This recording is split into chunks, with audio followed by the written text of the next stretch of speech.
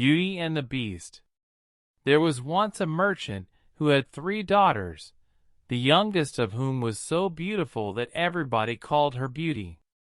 This made the 2 eldest very jealous, and, as they were spiteful and bad-tempered by nature, instead of loving their younger sister they felt nothing but envy and hatred towards her. After some years there came a terrible storm at sea, and most of the merchant's ships were sunk, and he became very poor. He and his 110 family were obliged to live in a very small house, and do without the servants and fine clothes to which they had been used. The 2 eldest sisters did nothing but weep and lament for their lost fortune, but Beauty did her best to keep the house bright and cheerful, so that her father might not miss too much all the comfort and luxury to which he was used. One day the merchant told his daughters that he was going to take a journey into foreign lands in the hope of recovering some of his property. Then he asked them what they would like him to bring them home in case he should be successful.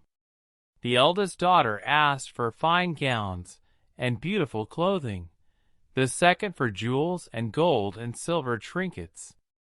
"And Beauty, what would Beauty like?" asked the father. Beauty was so happy and contented always that there was scarcely anything for which she longed. She thought for a moment, then she said, "I should like best of all a red rose." The other sisters burst out laughing and scoffed at Beauty's simple request, but her father promised to bring her what she wanted. Then he said good-bye to his children and set out on his travels. He was away for nearly a year, and was so fortunate as to win back a great part of his lost wealth.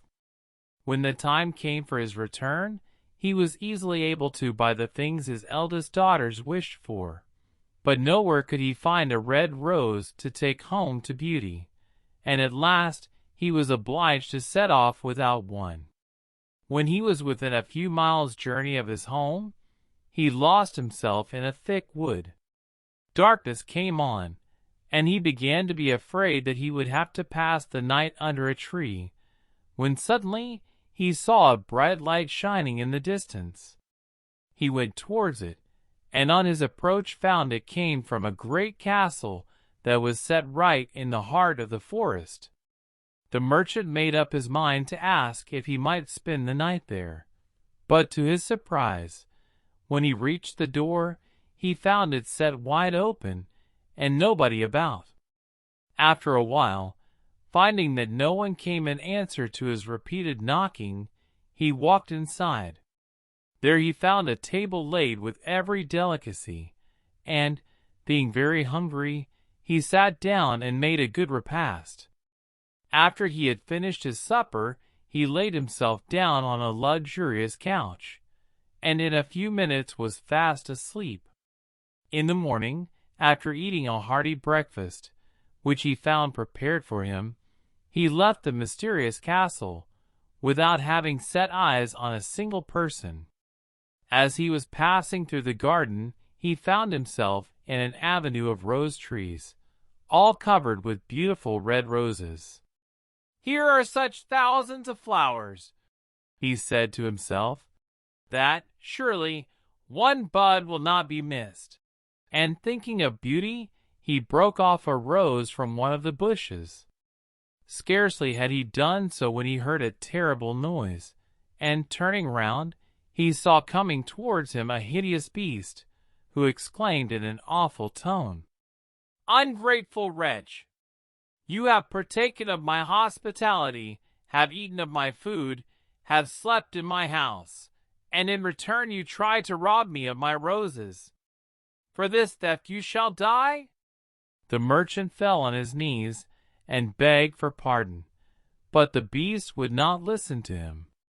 "Either you must die now, or else you must swear to send me in your stead the first living thing that meets you on your return home," he said, and the merchant, overcome with terror, and thinking that one of his dogs would be sure to be the first creature to greet him, gave his promise. But to his horror and dismay, it was his youngest daughter, Beauty, who first ran out to greet him on his return. She had seen him coming from afar, and hastened to welcome him home. She did not at first understand her father's grief at seeing her, but when he told her the story of the beast and his promise, she did her best to comfort him. "Do not fear, dear father," she said. "Perhaps the beast will not prove so terrible as he looks. He spared your life. He may spare mine, since I have done him no harm." Her father shook his head mournfully, but there was no help for it.